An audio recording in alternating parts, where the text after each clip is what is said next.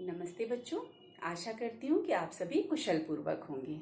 आज के इस वीडियो में मैं आपको पत्रकारिता और इंटरनेट पत्रकारिता के विषय में पढ़ाने जा रही हूँ और ये कामकाजी हिंदी और रचनात्मक लेखन के अंतर्गत आता है।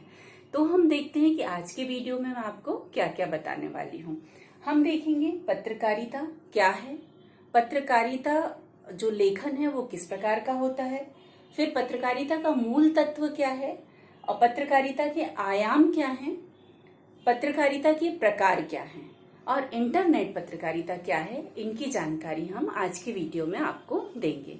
तो आइए सबसे पहले हम देखते हैं पत्रकारिता क्या है। पत्रकारिता है देश विदेश में घटित होने वाले जो घटनाएं हैं उनको समाचारों को संकलित करना और उन्हें समाचार पत्र में प्रकाशित करना कहलाता है पत्रकारिता। जो लेखन है ये दो प्रकार का होता है, एक होता है पत्रकारीय लेखन और दूसरा होता है साहित्यिक सृजनात्मक लेखन। तो जो पत्रकारीय लेखन होता है इसका प्रमुख धर्म होता है सूचना प्रदान करना और इसकी जो भाषा होती है सूचनात्मक ज्ञान देने वाली होती है। इसकी भाषा और सूचना दोनों तथ्यात्मक होते हैं। और दूसरा होता है साहित्यिक सृजनात्मक लेखन।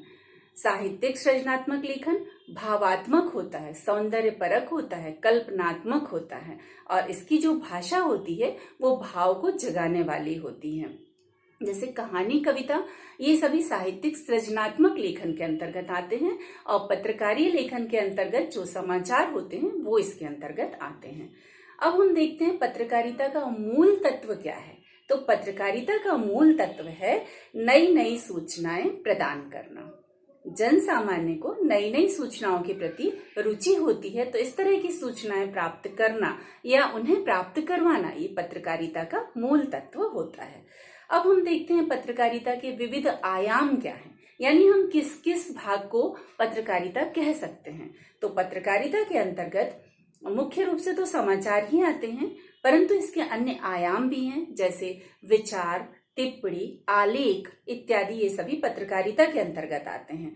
इसके अंतर्गत संपादकीय, आपने देखा होगा हर समाचार पत्र में संपादकीय जो समाचार पत्र की संपादक मंडल बैठकर लिखते हैं, वो किसी जो विचार या मुद्दा होता है उस पर वो अपने विचार व्यक्त करते हैं, ये कहलाता है संपादकीय।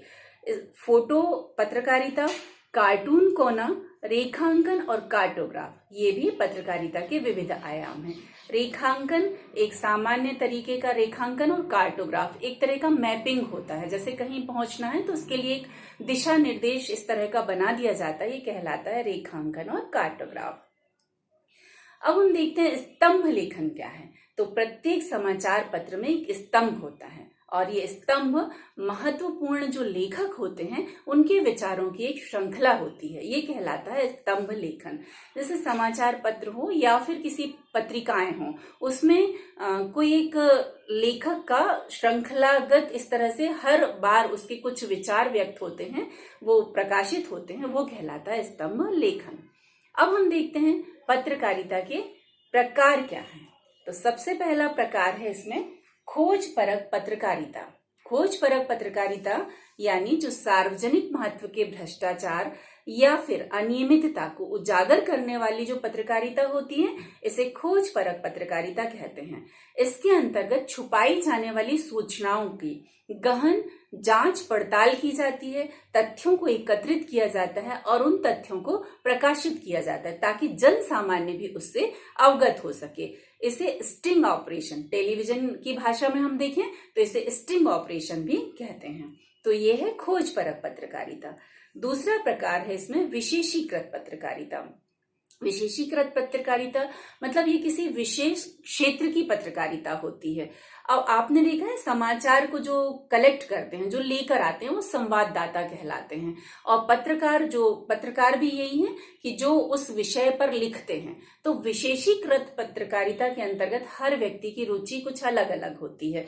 तो जो संसदीय पत्रकारिता करते हैं, तो मतलब जो विशेषीकृत पत्रकारिता है, तो संसदीय क्षेत्र से रुचि रखने वाले जो भी पत्रकार होते हैं वो इस प्रकार की पत्रकारिता करते हैं, वहां के समाचार लेकर आना, तो ये कहलाता है संसदीय पत्रकारिता। पत्रकारिता।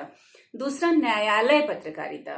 किन्हीं को न्यायालय के कामकाज में जानकारी होती है, उनकी रुचि होती है, तो उस क्षेत्र के जो समाचार लेकर आते हैं या उस क्षेत्र से संबंधित जो पत्रकारिता है वो न्यायालय पत्रकारिता कहलाती है।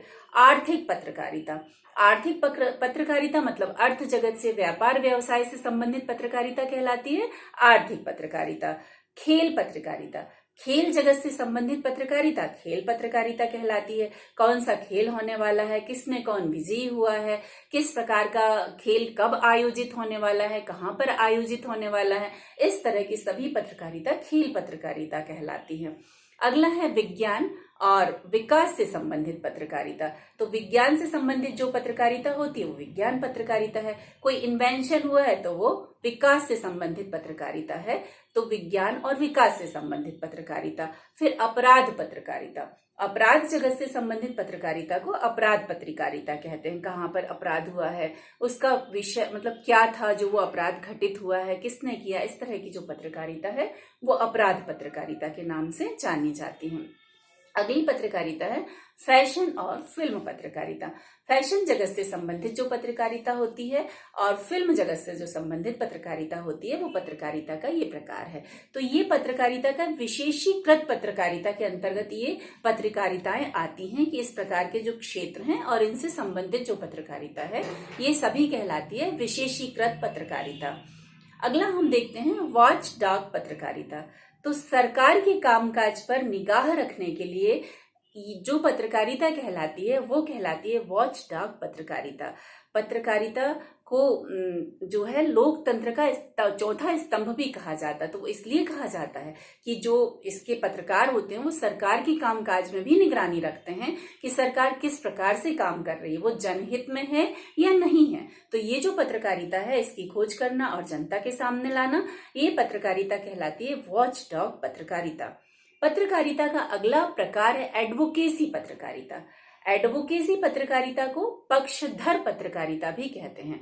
पक्षधर पत्रकारिता यानी कोई भी मुद्दा यदि चल रहा है तो उसमें जन सामान्य का रुझान लेकर एक मत बनाना या जनता भी उस दिशा में सोचे, इस तरह का जो पत्रकारिता कहलाती है वो एडवोकेसी पत्रकारिता कहलाती है। जैसे अभी आपने देखा राम मंदिर का मुद्दा चल रहा था, तो इसमें एक जनमत तैयार करना ये कहलाता है एडवोकेसी पत्रकारिता।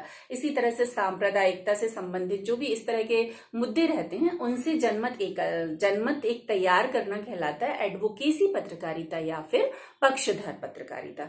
पत्रकारिता का अगला प्रकार है वैकल्पिक पत्रकारिता।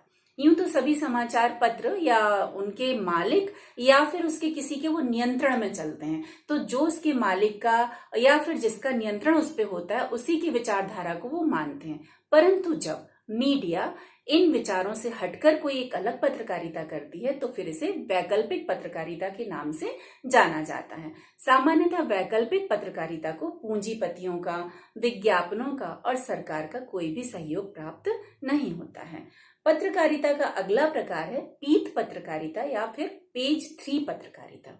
पीत पत्रकारिता, पीत मतलब चकाचौंध, चमक, पीला अपन समझते ना, पीत पत्रकारिता मतलब पीला। तो जो चकाचौंध ग्लैमर वाली जो पत्रकारिता होती है उसे पीत पत्रकारिता के नाम से जाना जाता है। इसमें अधिकतर फिल्म जगत की हस्तियों के समाचार, क्या हो रहा है, कैसा है, किसने क्या किया, इस तरह की जो पत्रकारिता होती है वो पीत पत्रकारिता कहलाती है। और अधिकतर ये समाचार पत्र के पेज 3 तीसरे नंबर के पेज पर प्रकाशित होती है, इसीलिए इसे पेज 3 पत्रकारिता के नाम से भी जाना जाता है। तो ये था पत्रकारिता। अब हम देखते हैं इंटरनेट पत्रकारिता। वर्तमान समय में हम देखें तो इंटरनेट पत्रकारिता का ही चलन बहुत ज्यादा जोरों से है। तो आज कंप्यूटर की सहायता से जो समाचार प्रकाशित किए जाते हैं, www यानी वर्ल्ड वाइड वेब पर जो समाचार प्रकाशित किए जाते हैं, ये कहलाती है इंटरनेट पत्रकारिता। इसे हम वेब पत्रकारिता या फिर साइबर पत्रकारिता या ऑनलाइन पत्रकारिता, इंटरनेट पत्रकारिता के नाम से भी जानते हैं। अब हम देखें तो इंटरनेट पत्रकारिता किस प्रकार से अलग है। इंटरनेट पत्रकारिता में छपाई वाले यानी प्रिंट मीडिया, रेडियो और टेलीविजन तीनों का समावेश होता है। इसमें दृश्य, ध्वनि और शब्द तीनों ही आते हैं। परंतु इन सब से जो इंटरनेट पत्रकारिता को अलग करती है वो बात है कि इसमें हर 2 घंटे में समाचार को संवर्धित और संशोधित यानी अपडेट किया जाता है। हर 2 घंटे में जो भी घटना घटित होती है वो हमें प्राप्त होता है। जबकि हम समाचार पत्र में देखें तो ये 24 घंटे लगते हैं। इसमें कोई भी समाचार आता है, दूसरी जो 24 घंटे के अंतर्गत जो भी घटित हुई घटनाएं हैं उसको 24 घंटे के बाद तक में प्रकाशित किया जाता है। जबकि इंटरनेट पत्रकारिता में हर 2 घंटे में समाचार अपडेट होते रहते हैं और जनता को उसका अपडेशन मतलब जो संशोधित समाचार है वो प्राप्त होता रहता है। अब हम देखें तो आज भारत में times of India, Hindustan times, Indian express, Hindu, Tribune, ये सभी समाचार पत्र इंटरनेट पर पढ़ने के लिए उपलब्ध हैं। एक जो है इंडिया टुडे, इसमें भुगतान देकर समाचार को देखा जा सकता है और जो साइट है नियमित रूप से अपडेट होती रहती हैं ये हैं Hindu, times of India, outlook, Indian express, NDTV, आज तक और जी न्यूज। भारत की सबसे पहली जो साइट थी इंटरनेट पर वो थी रीडिफ और विधिवत जो समाचार शुरू हुए हैं वो तहलका.com से इसने शुरू किया था। और आज हम देखें तो हिंदी भी इंटरनेट पत्रकारिता की ओर अपने सशक्त कदम बढ़ा रही है। आज हम हर प्रकार की पुस्तकें वो सभी हम इंटरनेट पर पढ़ सकते हैं। हाँ, ये जरूर है कि इंग्लिश में ही ज्यादा उपलब्ध होती है, परंतु धीरे धीरे ही सही पर हिंदी के भी कदम इंटरनेट पत्रकारिता की ओर मजबूती से बढ़ रहे हैं। तो ये हमने देखा पत्रकारिता और इंटरनेट पत्रकारिता। अब अगले वीडियो में हम समाचार और समाचार लेखन के विषय में जानकारी प्राप्त करेंगे। धन्यवाद।